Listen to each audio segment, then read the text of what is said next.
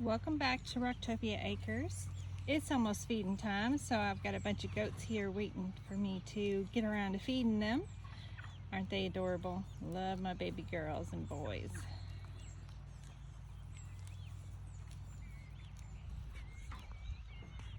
But today we are going to talk about mound gardening. And I touched on it briefly the last time, but I wanted to explain in a little bit more detail what mound gardening is. Now, when we decided to expand our garden and put it here, which is closer to the house, my original plan was to put in raised beds, and I still kind of want to do that. I really like the raised beds. But we ended up figuring out we just didn't have time for raised beds this year. They take time to build. We had a lot of other projects going on. So I thought, well, I will just do some rows of in-ground in the meantime, you know. And we started to work on these rows, and the soil was just really bad, very hard, a lot of clay, and it was just not going to work out. So then I came across that idea of mound gardening, and it really is exactly what it sounds like. A mound garden is simply putting mounds of good dirt on top of the ground. Now you can do it a lot of different ways. You can put it directly on the ground. You can put it on weed fabric. You can do as we did and can clear off a little mild indentation and put it in there. We did that somewhat to help with the grass, which is really thick here, but also for water retention. And so the mound gardening, of course, for obvious reasons, it allows you to go ahead and plant that year, even if your soil is not the greatest. It also is good if you want to amend an area. Plant now while you're still amending your soil. And so that's kind of a positive for us in that area too. And if you put a lot of hay on it and stuff, you've also got, you know, that breaking down. So that's another positive of just going ahead and having your garden on top of the area that you want your garden. So we did run into one problem, and as you can see, there was a plant there, and it was a problem I did not anticipate. It was the problem of my turkeys and my guineas, which can fly over fences, so fences are useless. And they just came in here and started digging up all my plants. And we rescued quite a few of them. This one was obviously not rescued. And they're not eating the plants. They're just digging through the dirt and digging up the plants. I don't know if it'll be a problem once the plants are large, but they were digging at the roots, causing a hassle. So, you know, we ended up having to throw whatever we could over plants to protect them, and literally whatever we could find. These are temporary situations. Obviously the plants are already starting to outgrow these. We used scraps of fence and chicken wire and a few tomato cages. The plants are growing so fast right now, unfortunately, that some of them are growing through the fencing. I don't like them growing through the chicken wire. I don't necessarily mind them growing through the regular wire. And it does keep the turkeys from digging them all up. As you can see, this one here grew up through the wire. It was a lot smaller. There's the wire. We didn't have to cover, for some reason we didn't have to cover most of the flowers. Aren't these marigolds just gorgeous? My first year of actually having successful marigold growth. I love them. But for the most part they've left the marigolds alone. I don't know why.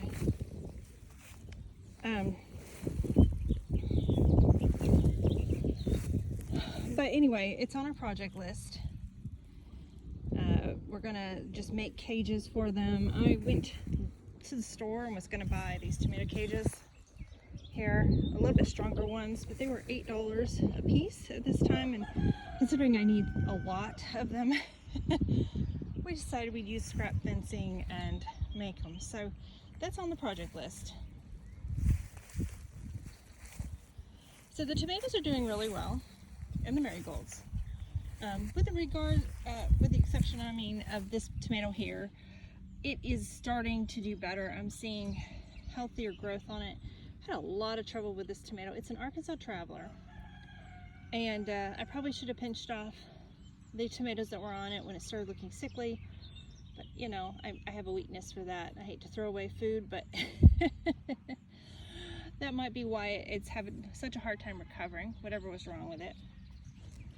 And these little tomatoes here, they were dug up originally by the turkeys, but they have reestablished and they're doing fine.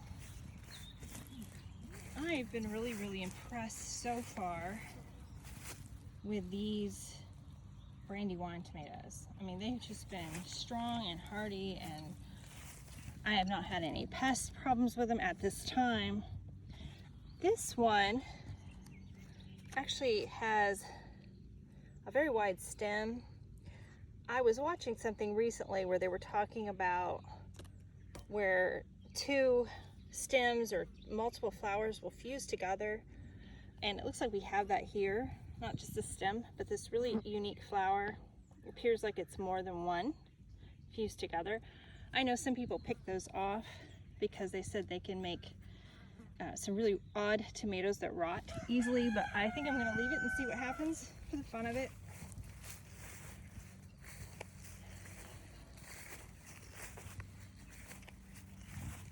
Some tomatoes are doing better than others.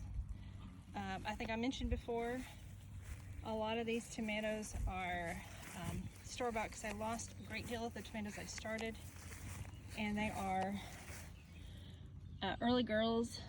Probably 1, 2, 3, 4 or 5 of them, I think.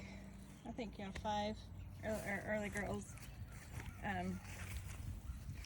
This is a cherry that I started myself. And then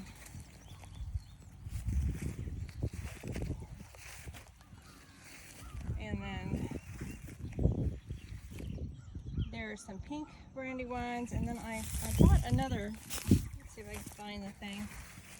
I think the turkeys, when they were digging around in here, lost a lot of my stuff, but let me see if, there it is. Okay, so this is a yellow Brandywine, and so I'm really excited to see what that one does. So then these peppers, the goats have gotten into, and I mean, they look pathetic.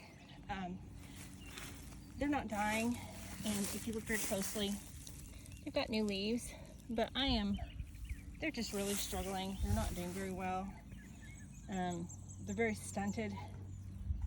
I'm seriously thinking I'm gonna pull those 3 up and just replant them. They were all bell peppers. Just a store-bought variety, nothing fancy, because I had lost a lot of my peppers that I started again. They got stunted, or the cat laid on them.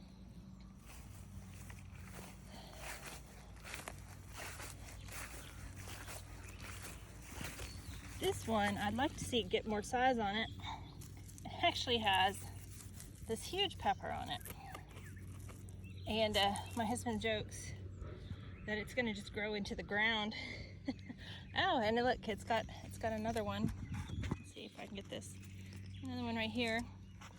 Yeah, it's a small plant. It was growing very well until it got eaten almost down to nothing. But it is recovering. And there's these two under the cages. I'm gonna take the cage off here. And I see we have a pepper growing on there. These are jalapenos. So it looks like basically my bell peppers are the ones that are not recovering. The jalapenos seem to be recovering.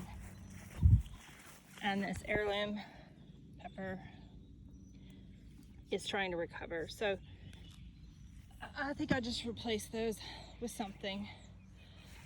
I'm not going to put any more peppers back in here. I actually planned for this area, this whole area, to be filled with a mound, a long one, and put okra in here, and that was my intention. Of course, that row was all for tomatoes, which I'm really happy about this row so far. I'm hoping to get lots of tasty tomatoes and get to try which ones work best. So this is another area about made me cry that the turkeys got into. Yeah, I'm talking about you. And they dug up my cantaloupe plants, and they dug up all of them. But I had 6 plants in here. You wouldn't know it. It was actually a long mound, and there was 6 plants, 2 and 2 and 2, and only 2 survived. So, and they're actually growing. They didn't grow for a long time. They looked horrible. I thought they were goners, but they are finally started to grow. I would like to plant some more in here, but we'll see. And the rest of it, I was actually going to plant on the ends. I was going to plant, and I don't have it in front of me, but it was like a sort of gourd zucchini. I was going to plant one on the end here, one on the end there, and then in between I was going to do a long bed with some sunflowers, a couple of corn stalks, and maybe some climbing beans. But you know, it was just going to be kind of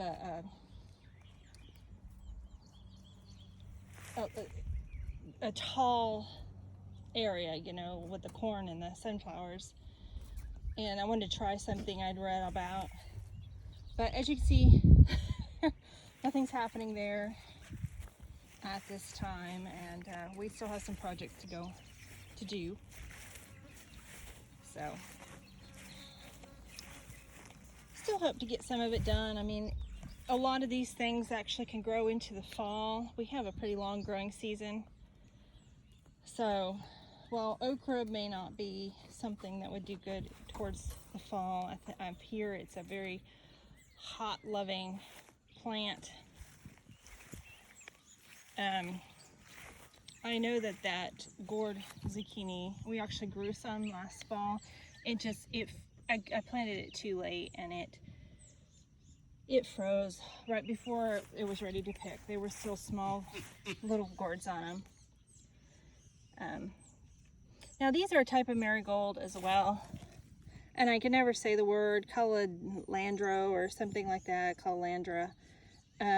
Sometimes you see it in soaps and stuff like that. So far it hasn't flowered, but the plants are getting big and looking good, so I'm happy about that. I'm just really happy with this whole row. So, beautiful tomato plants. Mostly doing good. So before we get to doing more stuff in this garden area though, we are working on the second hoop coop. And that's kind of what we're doing. We've got this first one, which right now has our 3 American breast chickens, and it's also got, can't see, it's also got our meat birds. You little hot baby.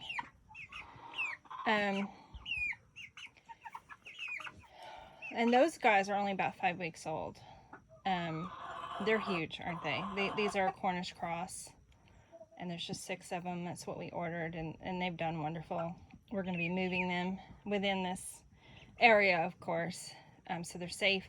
I'd love to have them just running around here, but that guy right there, handsome fella there, he can be a little bit of a bully, and these guys just don't have any way to defend themselves. So, you know, it is best not to do that. Shut this up here. But there's the next one being made.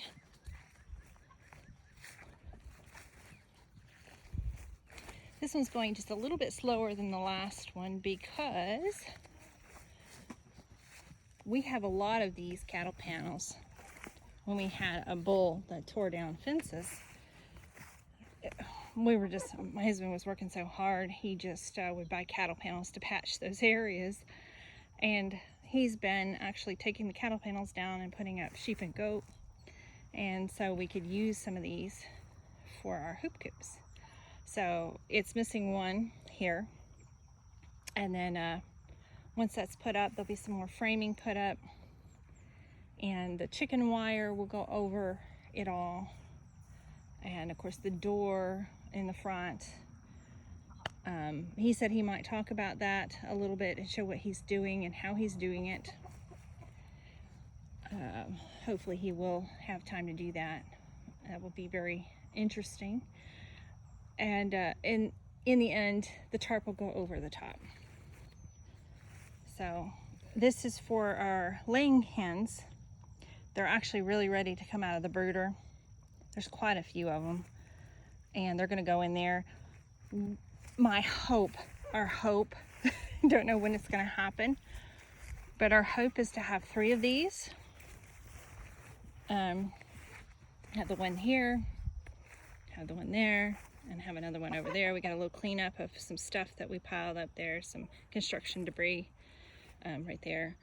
And then there's going to be a fence that comes out and a whole chicken yard. But I wanted these separate pens so that I can separate these birds, and if I want to breed pure. But for right now, number 2 going up for the laying hens, and I'm real excited about that. And progress happening on the farm. Well, I'll go ahead and end this for now and get ready to do my evening feeding. I hope you all are having a wonderful week. Would love to hear about it, hear what you're doing on your homestead, or what your dreams are for what you'd like to do on your homestead. So leave me a comment, like the video, share it if you found it interesting, and thanks for stopping by.